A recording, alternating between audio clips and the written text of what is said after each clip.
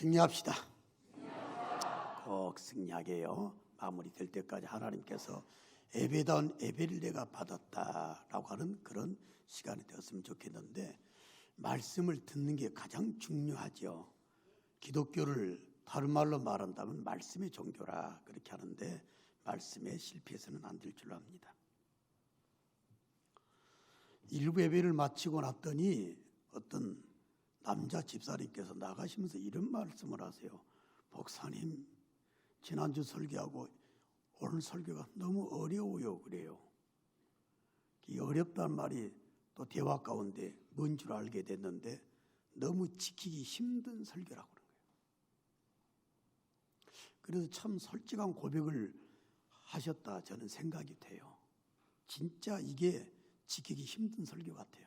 내가 설교를 준비하면서도 내 나름대로의 이 말씀에 적용을 하면서 산다고 해도 그래도 부족한 모습이다 이렇게 생각하지 않을 수 없는 내용이라고 하는 걸 솔직히 고백합니다. 여러분들이 영원히 살기를 원해요.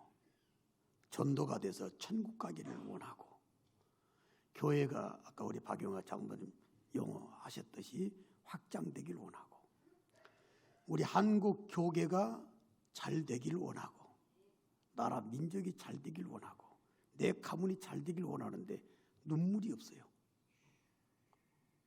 눈물이 메말라 간다 그 말입니다. 지난 주일날 예수님이 왜 우셨을까 첫 번째 말씀을 전해드렸습니다. 예수님이 3번 우셨다고 성경에 기록되어 있지만, 그러나 예수님이 하신 이 일들을 그대로 다 기록한다면 세상에 책이 부족할 정도라고 그랬으니까 예수님이 3번을 우셨겠어요. 보아하니 수도 없이 웃었을 것 같아요. 근데 우리는 안 울어요.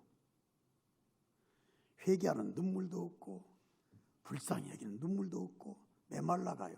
근데 이게 심각한 게, 말세 때 영적 모습을 예언을 해주셨는데 그게 그대로 맞아가고 있어요. 로마서 1장 31절, 디모데후서 3장 3절 말씀 보면 사람들이 정이 없어져 간대. 무정해진다, 또 무자비해진다, 온통함을 풀지 않는다, 예언이 됐어요. 그리고 말세가 돼서 예수님이 다시 올 때쯤 되게 되면 믿는 자를 보겠냐고 그랬어요. 그러니까 이게 심각한 말씀이더라 그 말이에요. 아까 그 집사님이 말씀하셨듯이, 목사님 그 설교 적응하기가 너무 힘든 것 같아요. 근데 하셔야 돼요. 가문이 살길 원하시면 아멘. 전도가 잘 되길 원하시면 아멘. 우리 교회는 의자마다 다 앉을 때 이름 다 한 번씩 읽어보시잖아요. 그 영혼들이 구원받기를 원하시면 더 힘차게 아멘. 나라가 잘 되길 원하지 않는 사람 어디가 있어요? 아까 그러니까 박 장로님이 또 진보 보수 갈린 나라를 안타까이 생각하면서 기도하셨지. 근데 여러분 울어보셨어요? 지난 주일날 첫 번째 예수님께서 예루살렘의 성에 입성하시면서 언어 해석을 해드렸습니다. 대성통곡을 하셨어요. 왜 그러셨는가? 말씀을 들었다고 말이에요. 여러분들에게 필요한 것은 눈물이라고 하는 것.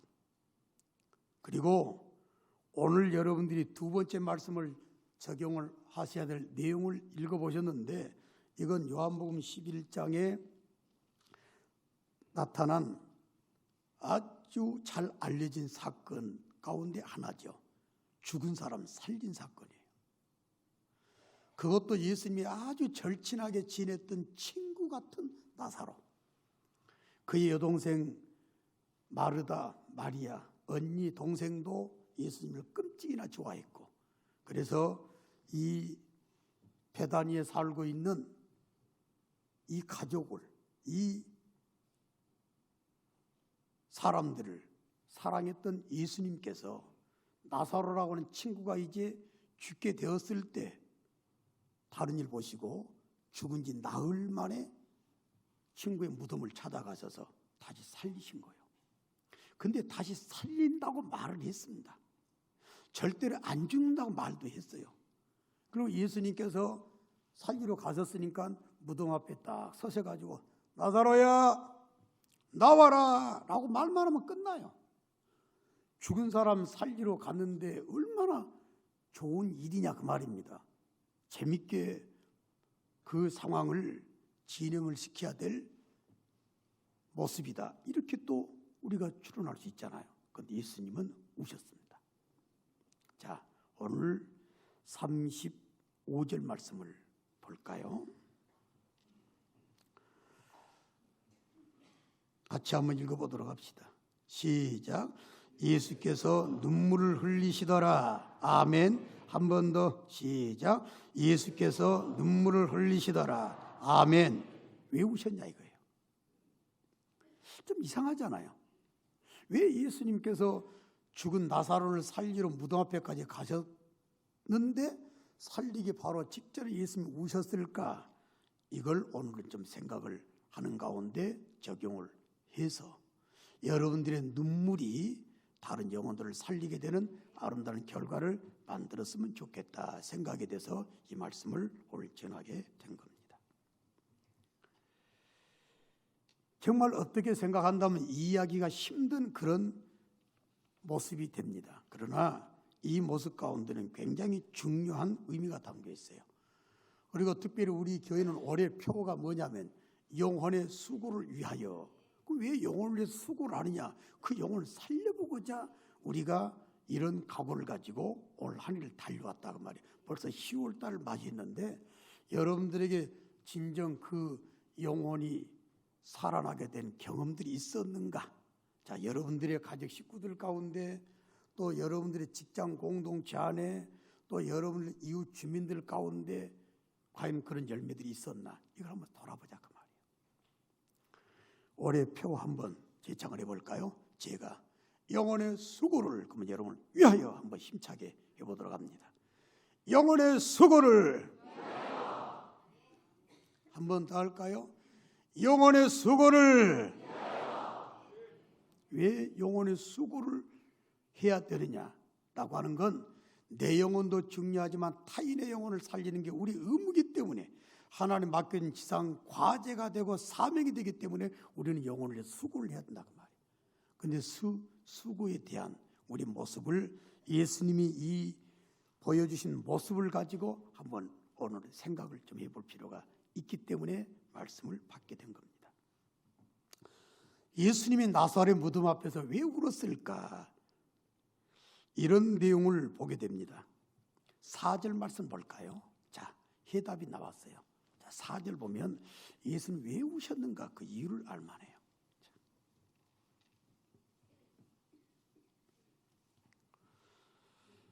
예수께서 들으시고 이르시되 이 병은 죽을 병이 아니라 하나님의 영광을 위하며 할렐루야.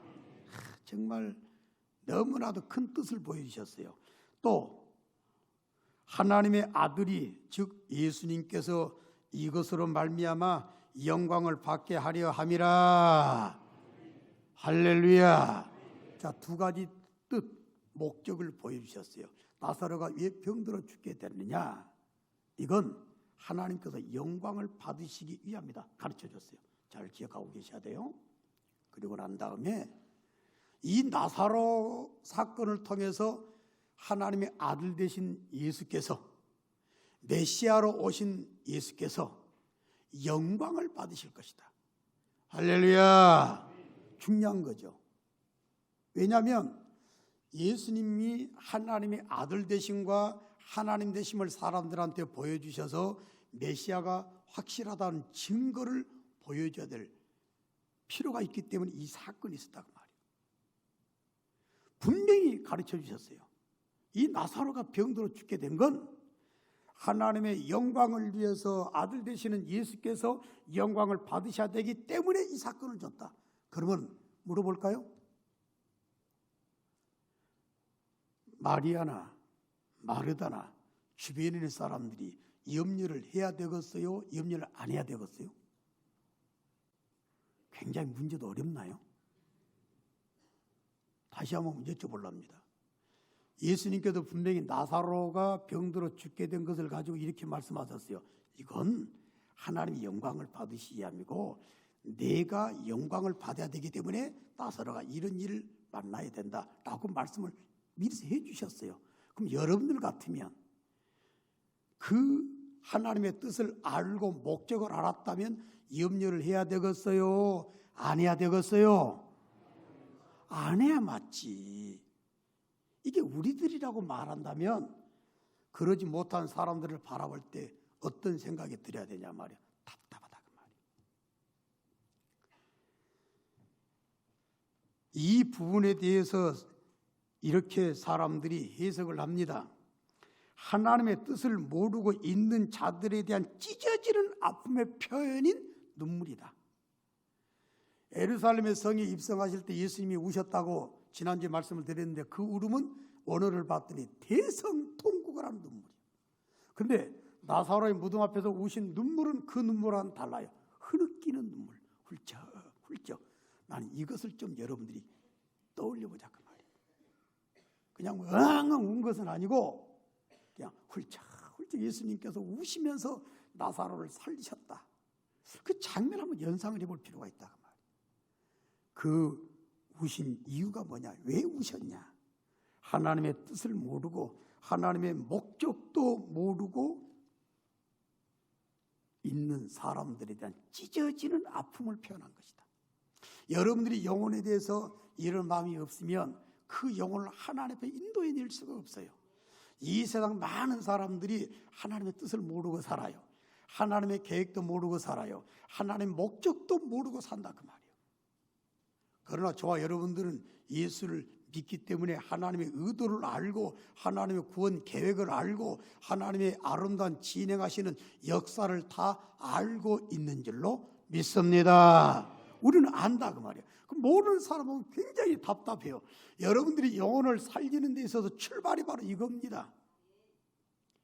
하나님이 세상을 멸망시킬 계획도 사람들은 모르고 있어요. 예수 안 믿는 사람들.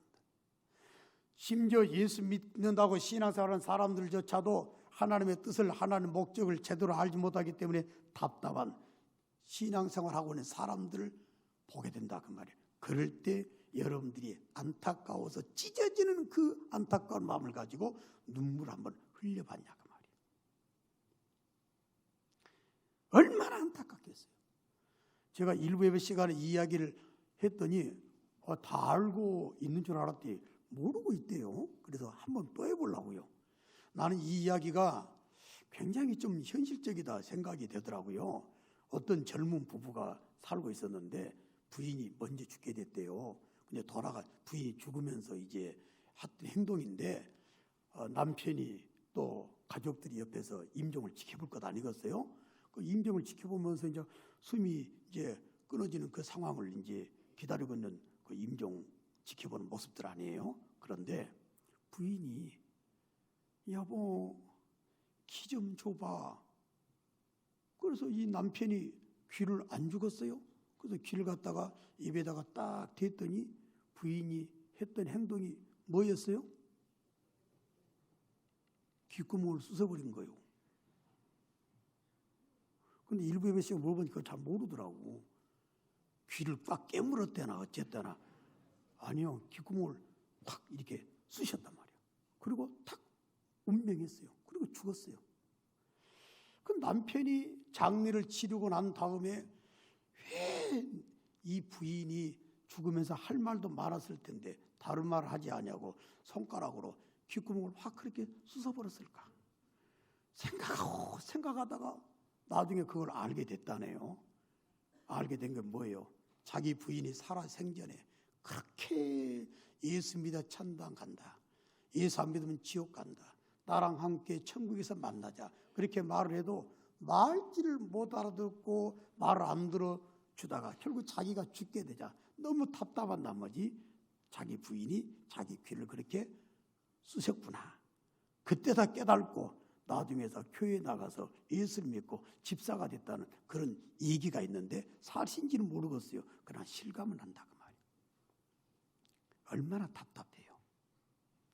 하나님의 뜻을, 하나님의 계획을, 하나님의 의도를, 하나님의 목적을 모르고 사는 영혼들을 볼 때 얼마나 답답하냐 그 말이에요. 예수님께서 나사로를 살리기 앞서서 말씀을 해줬습니다. 이 나사로가 죽든지 나사로가 살든지 이 나사로로 인해서 하나님께서 영광을 받으시고 하나님의 아들인 나도 이로 말미암아 영광을 받게 된다 가르쳐줬어요. 그러나 몰랐다 그 말이에요. 그리고 사람들이 마리아를 비롯한 마르다도 유태인들도 이웃들도 울었다 그 말이에요. 그게 너무 답답한 거예요. 하나님의 뜻을 모르고 있는 자들에 대한 찢어지는 아픔의 표현이 눈물로 예수님께서 흐느낌이 있었다라고 말해요. 우리 한번 돌아보자고요. 이 땅에 많은 교회들이 있어요. 많은 성도들이 있어요. 이 땅에 많은 내 주변에 이웃들이 있습니다. 우리 북일교 안에도 수많은 교인들이 있어요. 그러나 다 하나님의 뜻을 제대로 알고 하나님의 의도를 알고 하나님의 목적을 알고 우리가 실제로 살아가는 영혼들이 될까? 그런 영혼들을 바라볼 때 저와 여러분들이 흘려야 될 눈물이 바로 이거라 그 말이에요.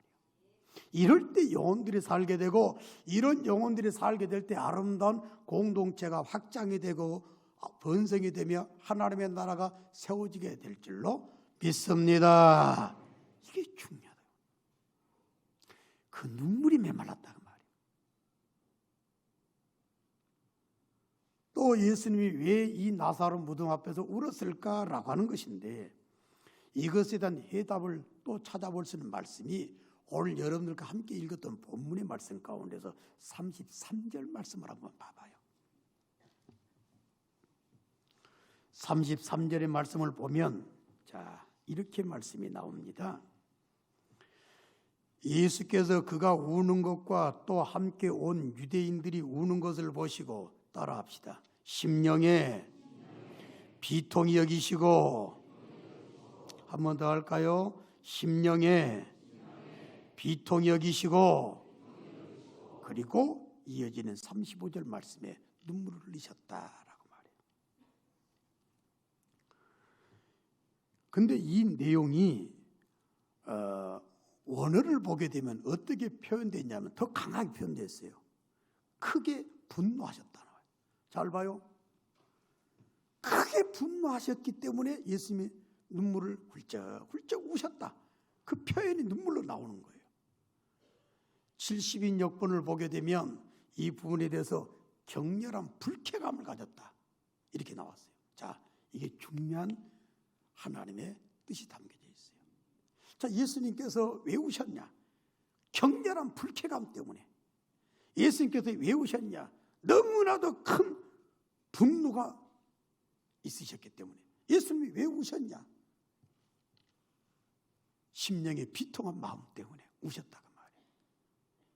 이 내용은 어떤 내용이냐면 예수님께서 그렇게 알려주셔서 앞에를 보게 되면 안 죽는다. 니네 오빠, 너희들 오빠 나사로 안 죽는다.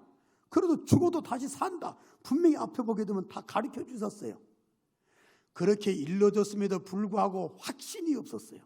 믿음의 확신이 없었기 때문에 예수님과 함께 무덤에 갔던 마리아를 비롯한 가족들도 그리고 주변의 유대인 이웃들도 함께 덩달아 울고 있는 모습이 너무나도 예수님 보실 때 분노하지 않을 수 없었다고 말이에요. 이게 안타까운 거예요. 자, 여러분들 이 영성이 영혼들을 살리게 되는 거예요. 학자들은 이 부분에 있어서 이렇게 또 해석을 하기도 합니다. 왜 그들이 믿음의 확신이 없었냐? 예수님께서 분명히 나사로 안 죽는다, 살린다 라고 확신을 주셨음에도 불구하고 왜 이 사람들이 믿음의 확신이 없이 울고 있었을까? 이 부분에서 말씀을 했는데 마귀가, 사탄의 세력이 그들을 붙잡고 있었다. 그렇기 때문에 예수님께서 그걸 바라보시고 분노하시고 격렬한 불쾌감을 가지셨다. 자, 이게 우리들에게 필요한 거예요. 자, 예수 안 믿으려고 그래.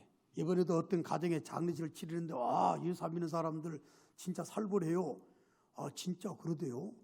또 한 번 느껴서 이번에 장례를 치르면서 또 예수 안 믿는 사람들 참 무섭다 이런 생각 또 한 번 가지게 됐어요.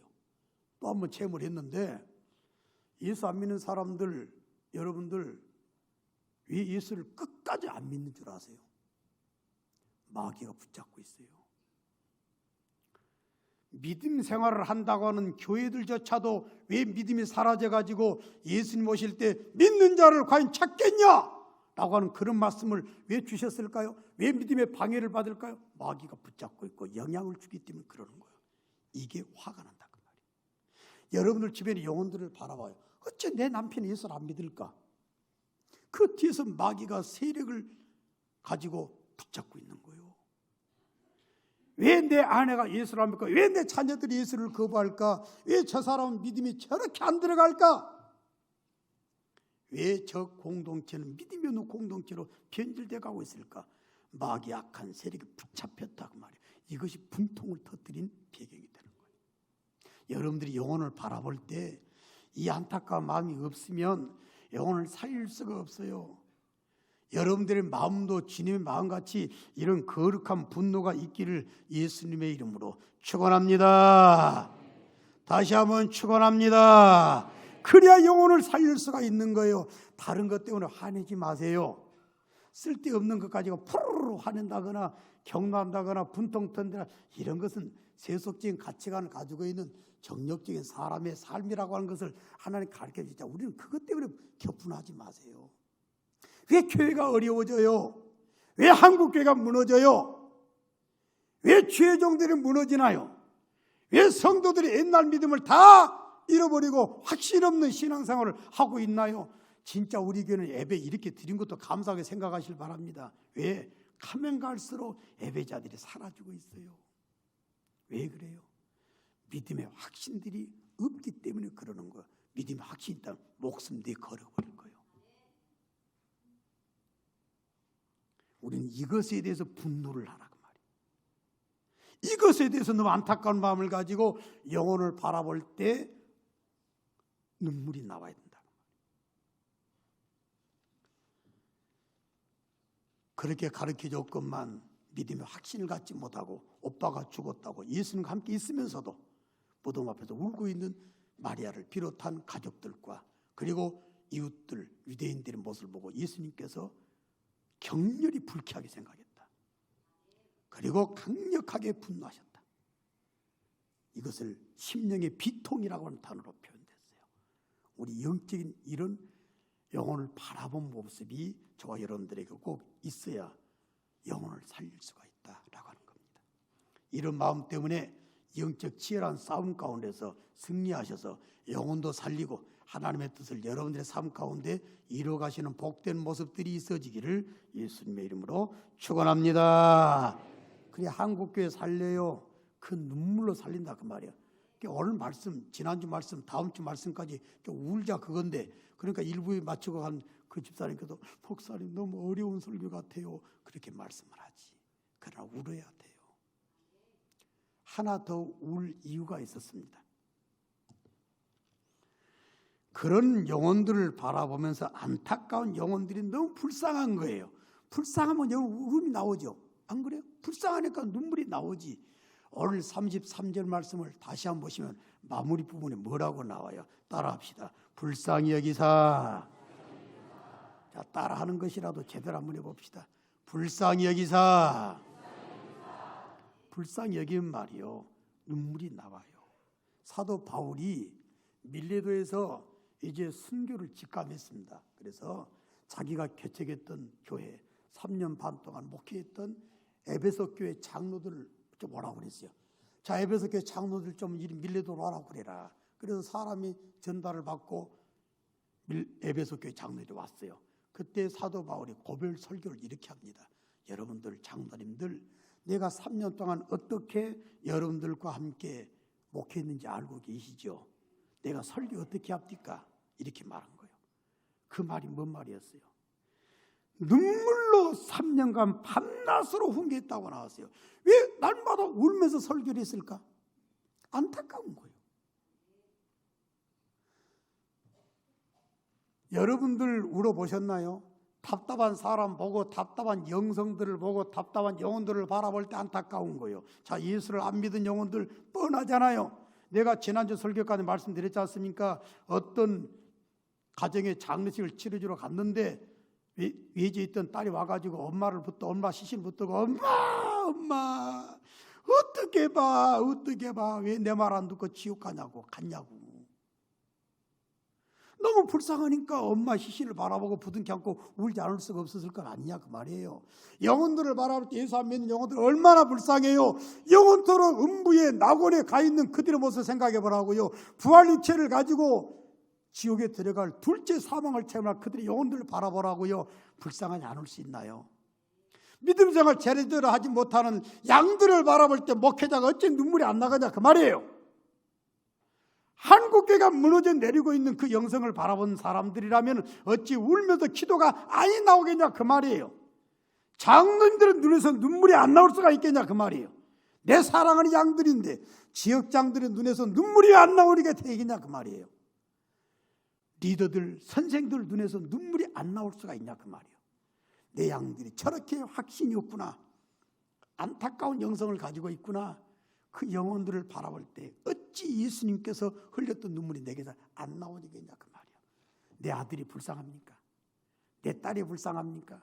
내 손자 손녀들이 불쌍합니까? 내 사랑하는 친구 이웃들이 불쌍합니까? 믿음이 없이 흔들리는 교회 교우들이 불쌍합니까? 그러면 울어야 된다 그 말이에요. 내 사랑하는 직장 공동체, 직장 동료들이 예수 안 믿는 사람은 뻔히 지옥 갈 건데 그분들의 안타까운 불쌍한 영혼들을 바라보면서 혹시 눈물이 나오셨나요? 그 영성이 필요하다. 이게 예수님의 눈물이다 그 말이에요. 그래야 교회가 돼요. 전도가 되길 원하시면 아멘. 내 가문의 모든 사람들이 천국에서 만나길 원하시면 더 힘차게 아멘. 불쌍히 여겨봐요. 진짜 불쌍하면 눈물 나와요.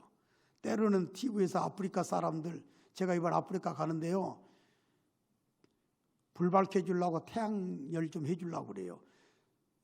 실컷 좀 먹으라고 소 한 마리 잡아주려고 그래요. 그분들의 모습을 보고 있으면 불쌍해서 눈물부터 나와요. 여러분을 TV에서 보게 되면 그 눈물 보는 순간 눈물이 나오잖아. 저것들이 뭔 죄가 있다고 애기들 태어나가지고 먹지도 못해 저렇게 삐삐 말라가지고 죽나. 사람들 그거 보고 울어. 불쌍히니까 우는 거예요. 영혼들에서 울어보셨나요? 여러분들의 맡겨진 영혼들, 교회 영혼들을 울어보셨냐 그 말이에요. 목사가, 장로가, 권사가, 집사가, 선생들이, 지역장들이, 모든 리더가 이런 눈물 메마르게 되면 그건 미래 없어요. 메말라가고 있다 그 말이에요. 울지도 않고 눈물 한 방 흘리지도 않고 잘 되기를 원하는 그것은 있을 수가 없다 그 말이에요. 살리러 가신 예수님이 왜 무덤 앞에서 우셨냐 그 말이에요. 그 우신 이유를 오늘 여러분들이 들었습니다. 두 번째 내용인데 진짜 이거 어려울 것 같아요. 실천하기가. 그러나 여러분들의 영성을 돌아보시고 여러분 진짜 이런 마음 가지고 있으면 여러분도 모르는 사이에 눈물이 뚝뚝 떨어진 걸 체험하게 될 것입니다. 그 눈물이 영혼들을 살리게 되고 그 눈물이 공동체를 세워나가게 되고 그 눈물이 여러분들의 가문을 살리게 될 줄로 믿습니다. 쓸 때는 화나 내지 말고요. 불쌍한 사람에서 울어보시고 그 뒤에서 배후에서 악한 마귀가 딱 붙잡고 장난하고 있기 때문에 저렇게 믿음이 확신이 없구나 라고 하는 그걸 생각한다면 어찌 분노의 눈물이 아니 나올 수 있겠냐라고 하는 것도 생각합니다. 하나님의 뜻도 하나님의 의도도 하나님의 계획도 모르고 살고 있는 사람들을 보게 되면 얼마나 불쌍하냐 그 말이에요. 그 눈물을 흘리신 것이지 죽은 나사로가 불쌍해가지고 흘린 동정의 눈물이 아니다 그 말입니다. 이 귀한 눈물 여러분들에게 있기를 바라겠고 여러분들 때문에 영혼의 수고를 위한 것 때문에 아름답게 세워짐의 역사가 날마다 간증거리가 되시기를 예수님의 이름으로 축원합니다. 자, 우리 다 같이 자리에서 일어날까요?